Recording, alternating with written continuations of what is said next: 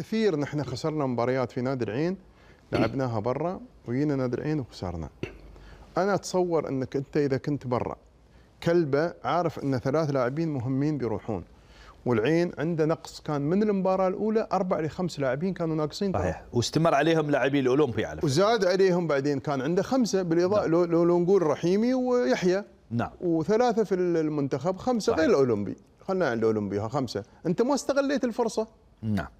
جينا ورغم ذلك العين كان افضل في المباراه الاولى، جينا المباراه الثانيه ايضا العين كان افضل، مع كل احترامي لاتحاد كلبه.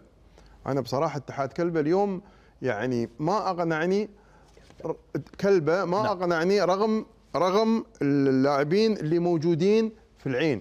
تكلم ابو محمد وتكلمت انت. اللاعبين اللي موجودين فقط ال3 اللي ممكن يلعبون اساسيين بعوده اللاعبين، 10 لاعبين غايبين، 8 بالمنتخبات. انا ما تكلمت عن الاولمبي، ما ابغى اتكلم عن الاولمبي، اتكلم عن 8 لان عفوا يعني عصام حتى في الاولمبي حازم من اللعيبه، حازم اللاعبين المؤثرين، يعني حازم اذا ما كان بديل كثير مدربين اعتمدوا عليه يعني. ايه ليش اقول لك، انا اقول لك بالاضافه الى يحيى نادر وسفيان رحيمي 10 لاعبين.